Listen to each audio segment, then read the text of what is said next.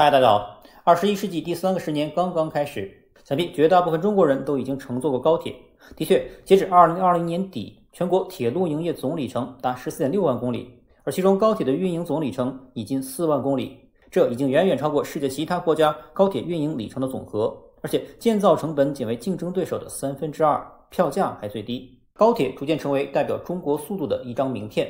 那么，中国高铁到底有没有偷师日德？它又是如何从一无所有到后来的技术引进、吸收再创新，直到现在的领先全球呢？那么今天我们就来介绍一下。1978年10月，邓小平出访日本，乘坐了日本新干线列车。工作人员问他乘坐新干线有什么想法，小平同志回答说：“就感觉到快，有催人跑的意思，所以我们现在正适合坐这样的车。”然后，邓小平又访问了新加坡、美国等多国，表示要了解和学习发达国家先进技术和管理经验。不管美猫日猫，能抓耗子就是好猫。自此拉开了在中国极具历史意义的改革开放。而当时的高速铁路在中国还是一片空白，甚至绝大多数中国人都不知道什么是所谓的高铁。我想大部分中国人对于火车的童年记忆还是那种时速不足120公里的老式绿皮车，而高速铁路将这一指标提升到时速200公里以上。1964年东京奥运会开幕前夕，连接东京和大阪的东海道新干线建成运营，列车平均运营时速210公里，这也是人类历史上运营的第一条时速突破200公里的高速铁路。新干线的兴建使得每年有超过66万人涌入东京都市圈，并在随后的70、80年代缔造出了日本经济的极度繁荣。受到隔壁新干线的刺激，中国自然也要奋起直追，于是开启了自己的高铁计划。1990年，京沪高速铁路线路方案构想报告出炉，一时激起千层浪。到底是选择美国模式，由于幅员辽阔放弃高铁，还是日本模式，通过高速铁路来带动经济起飞呢？铁路界分了建设派和反建派两个派别，其中反建派认为火车一响，黄金万两。当前中国的经济实力不足，人均 GDP 不足1000美元，消费水平达不到要求，根本使高铁运营难以为继，不适于大举动工兴建高铁。而建设派则认为高速铁路可以缔造沿线城市经济繁荣，而且相比其他交通工具而言更具战略价值，这种投入带来的回报是难以估量的。而后来的结果大家想必也知道了，建设派获胜，轮轨和磁悬浮两套方案也正式启动，中国高铁的研发时代到来。很多人可能对于2004年那次高铁技术引进的大论战还记忆犹新，到底是德国技术、法国技术还是日本技术？但其实在那之前，中国对于高铁自主研发也有了一定程度的积累，那就是先锋、蓝箭和中华之星。特别是中华之星是在京沪高铁轮轨与磁悬浮线路之争的背景下，于2000年立项，并在2002年青岛的沈阳专线的冲刺实验中缔造了321.5公里时速的记录。这一记录直到08年北京奥运前夕被京津城际高铁打破。尽管中华之星在动力系统、高速制动、转向架等方面实现了很大的技术突破，但在实验和运行中出现了一些故障，更在铁道部长亲临现场时掉了链子。而这一系列的故障折射出的却是我国高铁研发上对于核心技术、材料、工艺和产品成熟度方面与国外的巨大差距。而此时此刻，中国高铁的建设已经严重落后于国民经济高速发展的需要，必须要奋起直追，时不我待。于是有了04年那次著名的4国高铁大竞标，同时也标志着中国从独立自主研制向引进、消化、吸收再创新的路线转变。这也是后来所谓抄袭偷师争议的由来。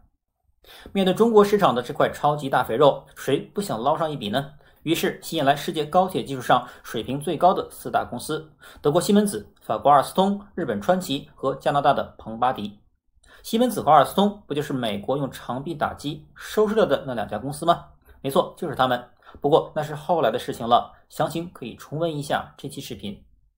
中国向世界高铁招标采购，目的当然就是学习并吃透，所以当然不是无条件的。其中最关键的要求就是与中国企业合资和关键技术转让，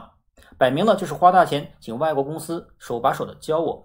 当然，这一点也在后来引来诸多非议，说中国逼迫与中国合资的外企转让核心技术，这就有点看不懂了。技术转让是白纸黑字写在招标公告中的，你不想转让，大可以不来竞标，这个逼从何谈起呢？天下没有白吃的午餐，你势必要在保留核心技术，避免未来增加一个高铁市场的竞争对手，和抢占市场，赢得先机，赚取最大利润。独你中国这个后起之秀，即便掌握了部分技术，也无法在未来独立与我竞争这两种中做出取舍。而他竞标的4家公司恰恰都选择了后者，而其中过于自信的德国人更是压根没有把另外几家放在眼里。德国制造这张世界通行的名片就是质量的保障。德国人断定中国要的就是德国的技术加日本丰富的运营经验，另外2家就是为了压价过来陪跑的。于是开出了美列原型车单价3.5亿人民币，技术转让费高达3.9亿欧元的天价，这几乎是中方能提供的最高价钱的2倍以上。要知道当时的欧元对人民币汇率可是超过了1:10，而且还不允许中方议价，所以直至开标前夜，双方仍未达成共识。面对德国人的高傲姿态，中方代表最终嘿嘿一笑，扔下一句话：各位可以订回程的机票了。果不其然，在第2天的招标会上，西门子成为4家中唯一一个达到回复的公司。这次流标事件使西门子的股价应声暴跌 20%， 而参与此次谈判的西门子团队也遭遇了来自董事会的特朗普之吼。 You're fired. You're fired. You're fired. You're fired. 这也是为什么西门子错过了200到250速的第一次招标。而在1年之后的第2轮300公里时速的招标中，西门子乖乖的以美列原型车 2.5 亿人民币，技术转让费从 3.9 亿欧暴降至8000万欧元，直接打了2折而接受了合作。于是与4家外国公司合作的和谐号原型车来了。 CRH1 由庞巴迪4方生产，原型车来自庞巴迪为瑞典提供的 Regina。 这里额外提亮点的就是庞巴迪作为一个加拿大公司，原本没有铁路运输业务，是后来收购了德国的 Chance 才有了制造高铁的能力。该业务总部仍在柏林，这也是为什么加拿大虽然有了庞巴迪，但至今本土没有一条像样高铁的原因。另一点就是很多人会说 CRH1 与 Regina 太像了，进而得出结论，中国高铁完全是抄袭外国。这种说法就更为荒唐了。本来 CRH1 到 CRH5 的原型车就是以外国运营的列车为样本打造，这何止是像，根本就是是。而中国也从来没有说这一型是全部自主知识产权，而是用了引用。所以你会看到 CRH1 与 Regina 长得的确一样。而 CRH2 的原型车来自日本新干线的12100， CRH5 来自法国阿尔斯通的 ETR600 和 SM3， CRH3 则是后来加入的西门子设计的 ICE3。 这些原型车以及后来的改进型号组成了一个庞大的家族系列，感兴趣的资深车迷可以详细研究一下。这就是中国高铁技术引进之路的第一阶段。但所谓的技术引进可并不意味着外企会把所有核心技术对你全盘托出。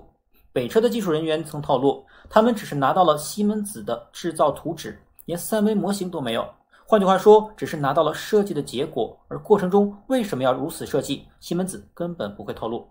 南车也遇到了相同的问题。川崎的培训虽然细致，但他们只教中国人如何读懂图，但并不传授里面的逻辑关系，也就是你只学到了 how， 但并不知道 why。而这个 why 为什么，则需要中国科研人员自行摸索、消化和吸收了。这一过程并不像人们想象中那么简单，更不会是简单的抄袭2字所能解释。第一阶段结束，技术引进来，钱可不能白花。打造全部自主知识产权的高铁列车成为第2阶段的目标。刚才也说了，中国通过技术引进获得的只是生产能力，而非技术能力。2004年，日本川崎总裁大桥忠晴对中国技术人员表示，你们不要操之过急，先用8年时间掌握200公里时速的技术，再用8年时间掌握350公里时速的技术，这时间已经很短了。然而仅仅用了3年时间，时速200公里的高铁技术已被我方吃透，而在不到8年的时间里，中国就开始打入国际市场，并与日本、德国、法国这些老前辈开启了竞争。这就是 CRH380 系列。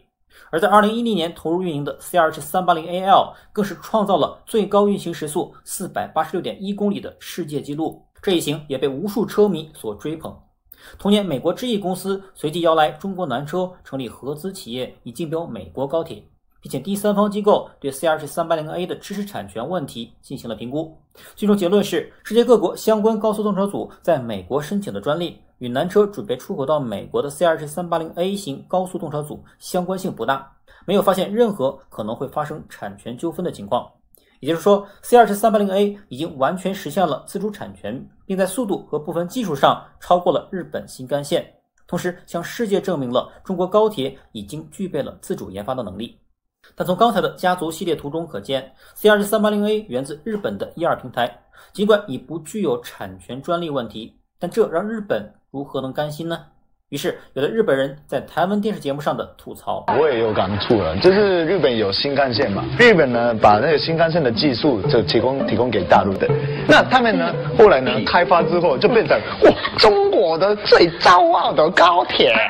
但是你不要怪他们，你不能这样太大声，你们日本以前也是一样，也是 copy 我们。正所谓天下文章一大抄，刚上学时所有人都在抄老师教给你的东西，甚至还会抄袭其他同学更好的学习方法，但最终谁能够考上北大清华，那可就是自己的造化了。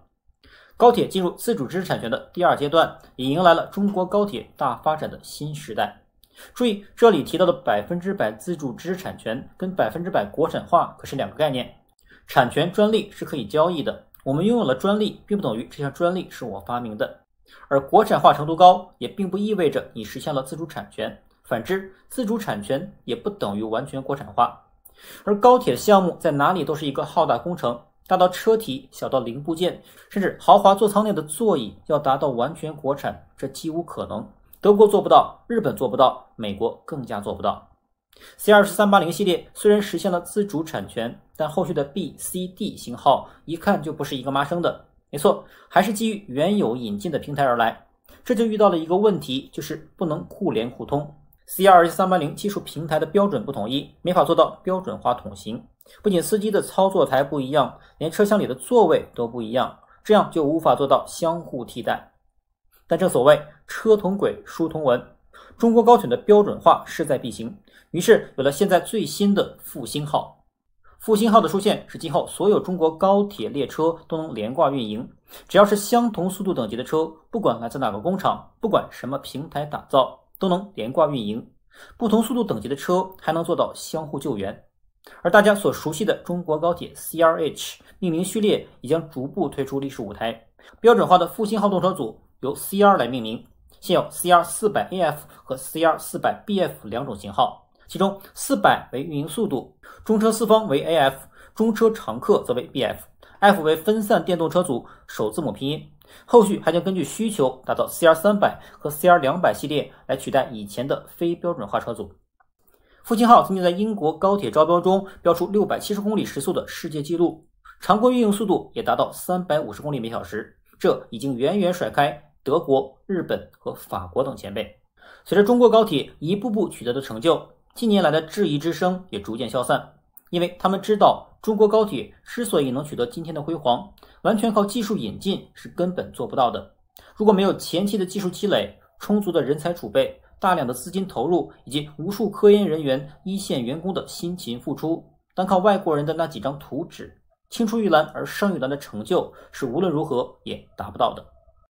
好，那本期视频我们就录到这里，我们下期视频再见。